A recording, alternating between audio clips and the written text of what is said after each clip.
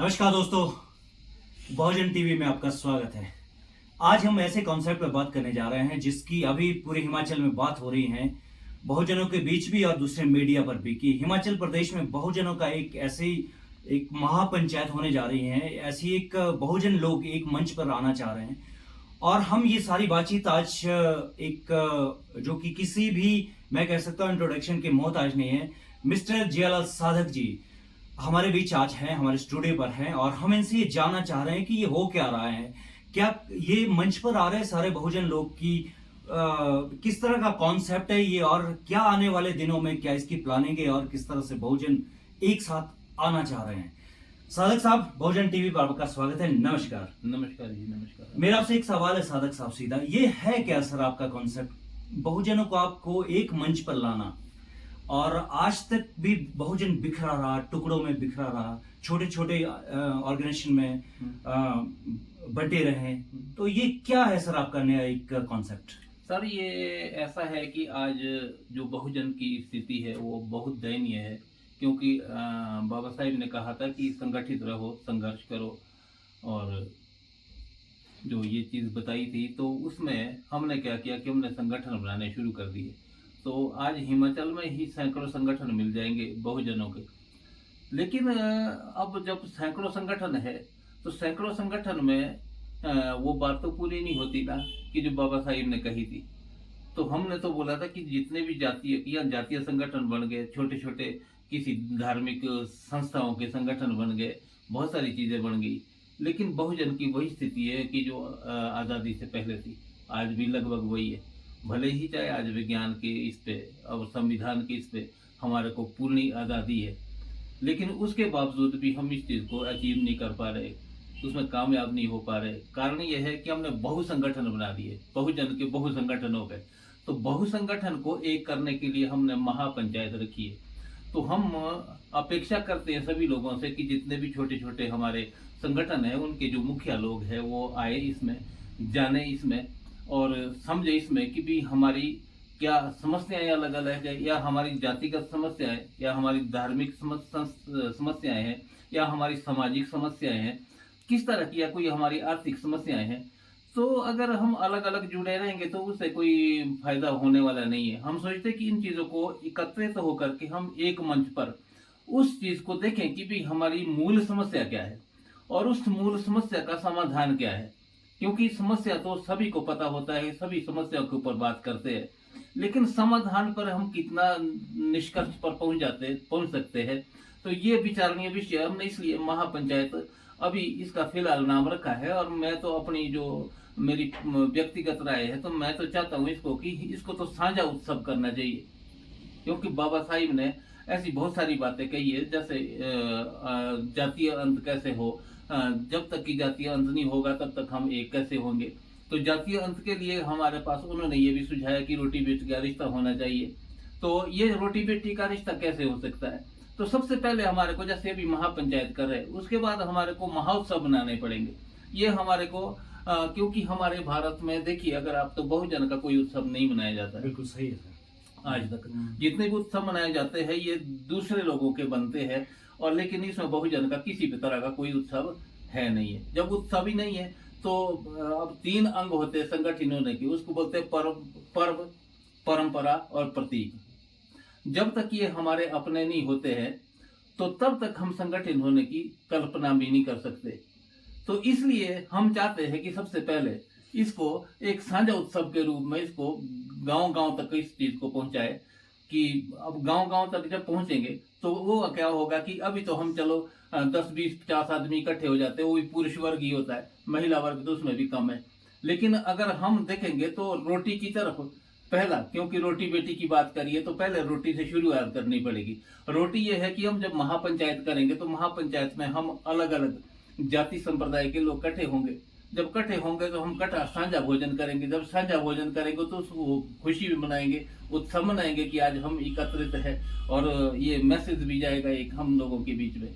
और जब हमारे बच्चे, लड़कियां, लड़के और हमारे महिलाएं जब इस उत्सव में आएगी, है ना, तो उत्सव में जब एक दूसरे को देखेंगे तो लगेगा उनको भी कि हमारी समस्या तो सबकी एक है ना, हमारे को तो एक ही जगह पे ट्रीट किया जाता है। तो इकट्ठे बैठ करके हम इसको जो है ना सॉर्ट आउट कर सकते हैं, और इससे क्या होगा कि सबसे पहले हमारा रोटी का रिश्ता शुरू हो जाएगा। और जब रोटी का रिश्ता शुरू हो जाएगा तो उसके बाद जब आज पता है आपको कि भी जब हम एक दूसरे को देखेंगे और हम एक दूसरे को अपने जैसा ही पाएंगे, और चाहे लड़का लड़की को देख रहा है, लड़की लड़के को देख रही है, जब एक जैसा हम महसूस करेंगे तो हमारे रिश्ते भी शुरू हो जाएंगे। तो यही इस का मेन मकसद है। सादक साहब, मुझे लगा कि आपका जो फॉर्मूला है, और मैं इसीलिए आपसे बात करना चाहता था। बहुत सारे व्यूअर्स हैं आपके, बहुत सारे, ये पूरा मैसेज पूरे भारत में जाएगा कि इस तरह से हम किस तरह से चीज को ब्रेक कर सकते हैं। आज तक हमें बांटा गया है, और बांटने में हुआ क्या है कि बीच में बाबा साहब ने ये कहा था कि संगठित रहो, संगठन ना बनाओ। पर हमने क्या किया कि हमने टुकड़ों में छोटे छोटे संगठन बना लिए, और संगठन के अंदर बहुत सारी दूरियां फैल गई, जातियां बना दी, जाति के अंदर भी एक दूरी फैल गई, और छोटा बड़ा और ऊंच नीच की भी हमने वो भावना उसके अंदर पैदा कर ली। और मैं आपसे यही लास्ट में जानना चाहता हूँ सादक साहब, मेरा ज्यादा मैं आपसे वक्त नहीं लूंगा, कि जो ये है, ये जो आपके बहुत सारे संगठन है, किस तरह से तालमेल बनेगा आपके उनके बीच, जातियों के बीच, छोटे बड़े लोगों के बीच, आपकी क्या प्लानिंग है सर? ये सर जैसे भी मैंने पहले ही जिक्र कर दिया कि महापंचायत का एक की प्लानिंग है, कि इस प्लानिंग के तहत हम जो भी लोग इकट्ठे होंगे, आज चल कल 20 होंगे, परसों 50 होंगे, और चौथ जो है ना हमारे 100 भी हो सकते हैं। लेकिन 100 लोगों के बीच हम ये चीज बताएंगे कि भाई ये सब हमारी सब लोगों की समस्या एक है, और जब एक है तो हम अलग अलग संगठनों में, क्योंकि दूसरे लोग, ये सबसे बड़ी बात है, कुछ सामाजिक तत्व जो बदमाश तत्व है उनकी देन है, जो जातिवाद करना है, और बहुत कुछ जो है ना राजनीतिक से प्रेरित है, क्योंकि राजनीति हमारे को नहीं चाहती। क्योंकि अगर हम एकत्रित तो हो जाए तो हम देखते हैं कि आज हिमाचल प्रदेश की बात करूं मैं, तो 25 से 28% लोग जो है ना शेड्यूल कास्ट है। अब 25 से 27% जब शेड्यूल कास्ट है, 28% शेड्यूल कास्ट है, तो जिस दिन हमारा एकत्व हो जाएगा, हम एक हो जाएंगे, उस दिन हमारे को किसी सरकार के मोहताज रहने की जरूरत नहीं है। क्यों? क्योंकि हम अगर वोट के माध्यम से भी सरकार चुनेंगे तो हम अपना जनप्रतिनिधि चुनेंगे, और हमारे को जीतने के लिए आज भी जो जीत होती है, मुझे नहीं लगता कि किसी की 22-24% से ज्यादा यहाँ हिमाचल में वोटिंग होती हो। तो अगर वो हमारा अपना ही हो जाता है, तो वो इसलिए सरकार भी बांट के रखती है हमारे को, कि ताकि एक ना हो। कुछ कांग्रेस की तरफ जाएंगे, कुछ बीजेपी की तरफ जाएंगे, कुछ मार्क्सवादी कम्युनिस्ट पार्टी की तरफ जाएंगे। हमारा अनुसूचित जाति का तो संगठन ही कोई नहीं है जो मतलब जीतने का दम रखता हो। वो कारण यही है कि हमारे अनुसूचित वर्ग ही हमारे से ये सोचते कि पता नहीं ये कुछ कर नहीं पाएंगे, क्योंकि उनको पता है, क्योंकि उनकी स्थिति भी ये जो हमारी भी है ना जी।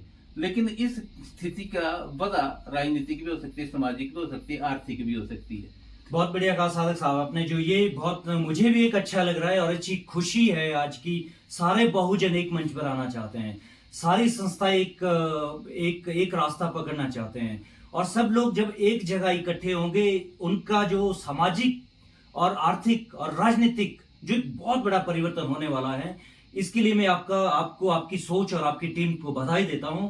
और आपने ये सोच रखी, और मुझे लगता है ये अभी नहीं होगा, बहुत सालों का इसके पीछे एक वो सोच होगी, एक आपके एक्सपेरिमेंट होंगे, और आपने काम किया होगा फील्ड पर, और इसका विरोध बहुत सारे संगठन कर भी रहे होंगे, पर फिर भी आपने एक पॉजिटिव रखा, एक सकारात्मकता रखी है। बिल्कुल बिल्कुल सर, आपने जो बात कही है इस विषय में हमने बहुत सारे लोगों से कांटेक्ट भी किया, वर्चुअल मीटिंगें भी की है, तो सब में एक उत्साह है।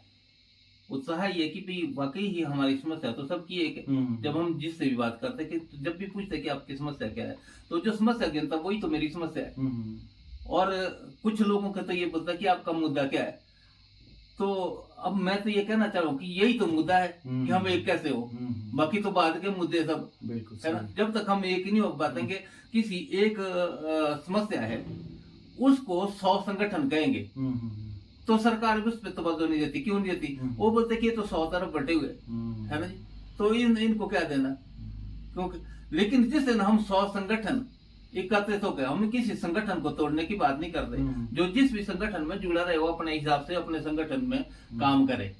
लेकिन हमारे को जो भी मतलब सरकार के साथ वार्तालाप करना पड़ेगा या उनसे कोई अपनी डिमांड रखनी पड़ेगी, वो हम सब संयुक्त रूप से रखेंगे, क्योंकि जब एक ही लेटर में जाएगा, 100 संगठनों का एक ही लेटर जाएगा, तो उसका महत्व होगा, उसकी बात बनेगी।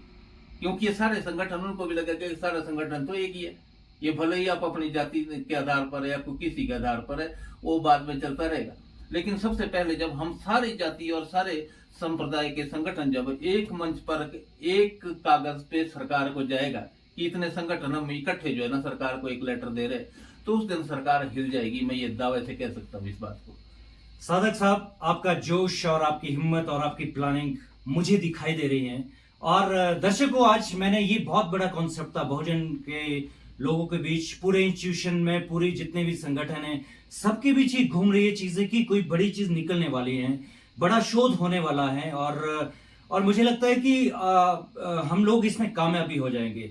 दर्शकों, आपका बहुत बहुत धन्यवाद। आपने ये सारी चीजें देखी। और अभी हमने ये साधक साहब से इसीलिए बात की क्योंकि ये जो एक्सपर्ट लोग हैं, ये बिल्कुल क्लियर कट बताते हैं कि ये है क्या है। साधक साहब, अगर कुछ आप और कहना चाहते हैं तो मैं आखिरी नहीं, अब बाकी तो बाद में कल हम हाँ। सोचते हैं कि जितने भी हमारे, अगर आज आप इस इंटरव्यू को प्रसारित करते हैं, तो जहां जहां तक भी ये हमारी आवाज पहुंचती है, तो मुझे लगता है कि अपील करना चाहता हूं कि वो सभी संगठन आए, हम मिलजुल करके, मिल बैठ करके अपनी समस्याओं को भी पहले देखें और समस्याओं के बाद उसका समाधान देखें। क्योंकि आज समस्या तो सबको पता है ना, वो मुझे पता है, आपको भी पता है, सबको पता है जितने भी अनुसूचित की हमारी समस्या क्या है, लेकिन उसका समाधान क्या है आज तक किसी ने चर्चा ही नहीं की, है ना। और हमने तो जो ये महापंचायत रखी है ना, ये तो रखी इसी बात पे कि उसका समाधान क्या निकल सकता है, तो इस समाधान पर आधारित है। तो मैं सभी से ये अपील करना चाहता हूँ कि अगर जो भी इस इंटरव्यू को सुने, हमारी आवाज को सुने,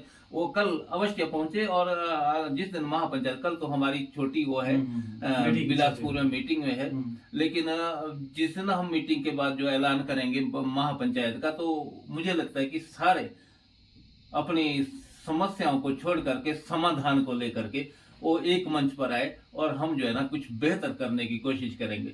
तो इन्हीं शब्दों के साथ मैं आपका बहुत बहुत धन्यवाद। आप इस मुझे धन्यवाद जी, धन्यवाद। दर्शकों, ये थे हमारे साधक साहब। और जरूर आप इस वीडियो को पूरा देखिए और जरूर इस वीडियो को शेयर करिए, लाइक करिए। और हमारा जो कंटेंट है बहुजन टीवी का, कि इसको सब्सक्राइब करना कितना जरूरी है। इस तरह के चैनल हमें देश में अपने मीडिया को डेवलप करना भी बहुत जरूरी है।